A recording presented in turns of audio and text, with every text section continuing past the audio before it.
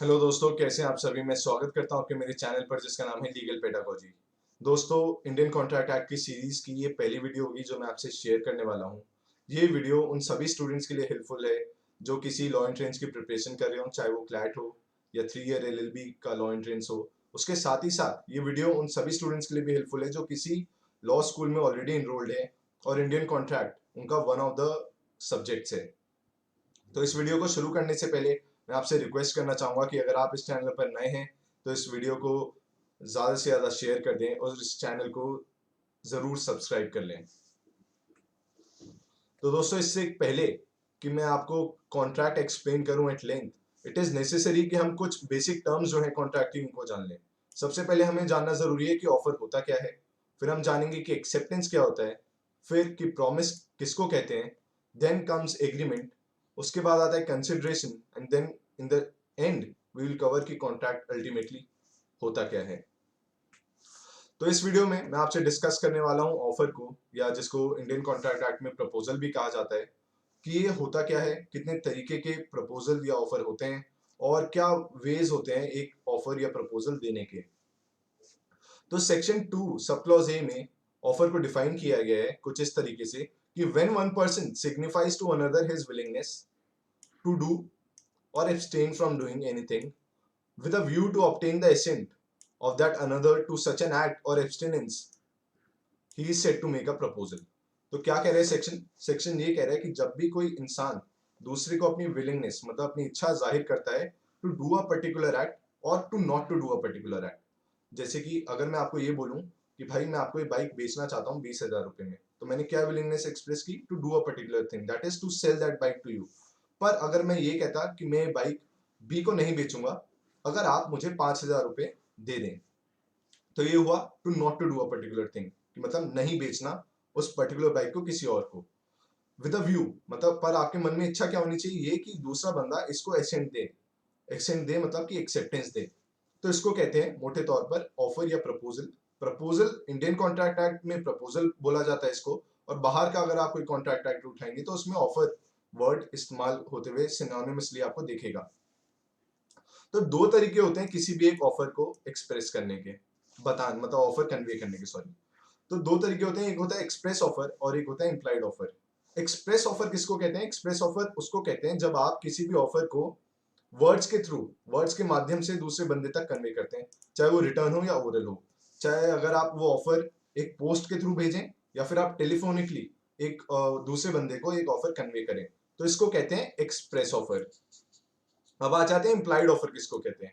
Implied offer होता है जिसमें आप किसी वर्ड्स के थ्रू किसी ऑफर को नहीं देते हैं, बल्कि through conduct, by your conduct you make a particular offer. जैसे कि आईपीएल में प्लेयर्स को खरीदने के लिए अलग अलग लोग बिड लगाते हैं, तो इसमें वो लोग खड़े होकर ये नहीं चिल्लाते हैं कि हम 2 लाख में या 10 लाख में हम एक पर्टिकुलर प्लेयर को खरीदना चाहते हैं। वो by a conduct, by through their bids, वो ये एक्सप्रेस कर देते हैं कि मैं ऑफर करता हूं कि मैं इस प्लेयर को 10 लाख या 20 लाख में खरीदना चाहता हूं। तो इसको कहते हैं implied offer, where you convey that offer through your conduct. Now next comes कि क्या होते हैं अलग अलग तरीके के ऑफर्स। एक होता है जनरल ऑफर, फिर होता है एक specific offer, then comes cross offer और एक होता है काउंटर ऑफर। तो सबसे पहले हम जान लेते हैं जनरल ऑफर किसको कहते हैं। जनरल ऑफर, जैसे कि आप वर्ड से ही समझ पा रहे हैं, जनरल, दैट इज वो ऑफर जो पब्लिक एट लार्ज को दिए जाते हैं।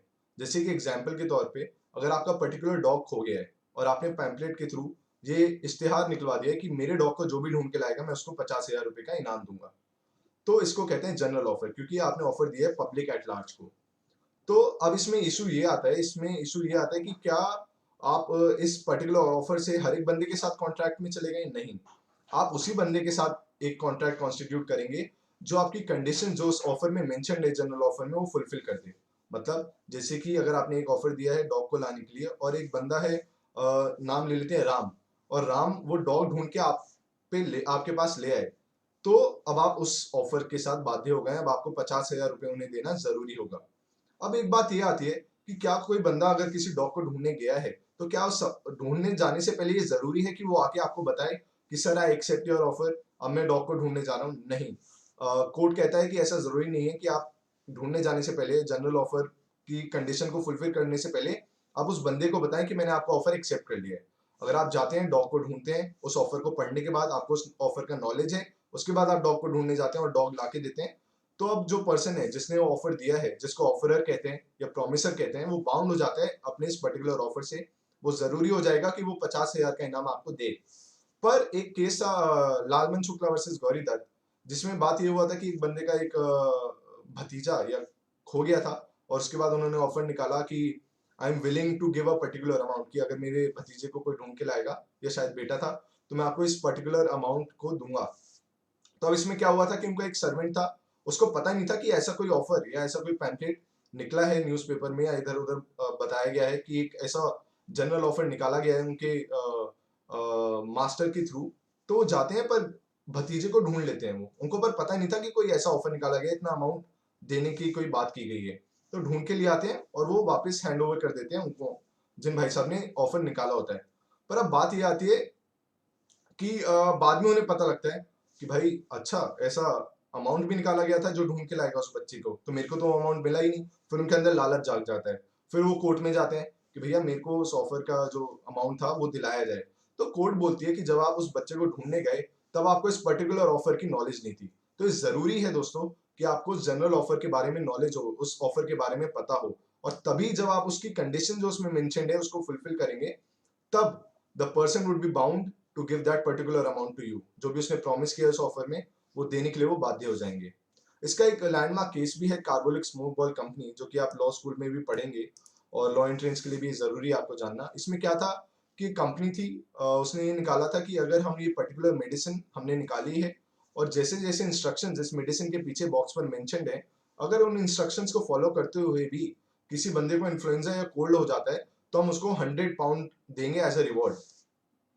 और अपनी इंटेंशन, हमारी इंटेंशन साफ है कि हम ये देना चाहते हैं, इसकी वजह से ही हमने 1000 पाउंड जमा करा दिए एक पर्टिकुलर बैंक अकाउंट में। तो अब एक भाई साहब होते हैं या बहन जी होती है, मेरे को पता नहीं है, तो मैं भूल रहा हूँ मतलब। तो वो क्या करती हैं कि जैसे जैसे कंडीशंस उसमें मेंशन्ड होती हैं, वो जाती हैं, उस मेडिसिन को लेती हैं, पर बाद में उन्हें इन्फ्लुएंजा हो जाता है। फिर वो कोर्ट में जाती हैं कि मेरे को वो अवार्ड, मतलब जो अमाउंट प्रॉमिस्ड है वो दिलाया जाए। तो अब इसमें वो कंपनी क्लेम करती है कि अरे, इन्होंने तो हमें बताया ही नहीं कि इन्होंने एक्सेप्ट कर लिया है ऑफर। तो उस केस में कोर्ट ये बोलते हैं कि ये जरूरी नहीं है कि जो जनरल ऑफर आपने दिया है, तो एक्सेप्टेंस वर्ड्स या वर्ड्स के थ्रू आप तक कन्वे की जाए। अगर बंदे ने जो कंडीशंस उसमें मेंशन थी जनरल ऑफर में, उनको फुलफिल कर लिया है, तो he has conveyed his acceptance to that particular offer indirectly, और आप बाध्य हो जाएंगे कि आप अपने प्रॉमिस को फुलफिल करें। Now next comes the specific offer. Specific offer, जैसे कि आप वर्ड से समझ पा रहे हैं, it is made to a particular person. जैसे कि general offer at large to a public दिया जाता था, स्पेसिफिक ऑफर मींस कि एक पर्टिकुलर पर्सन को ही आपने ऑफर किया है कुछ। The next is cross offer. Cross offer, जैसे कि आप वर्ड से समझ पा रहे हैं, व्हेन द थिंग्स क्रॉस।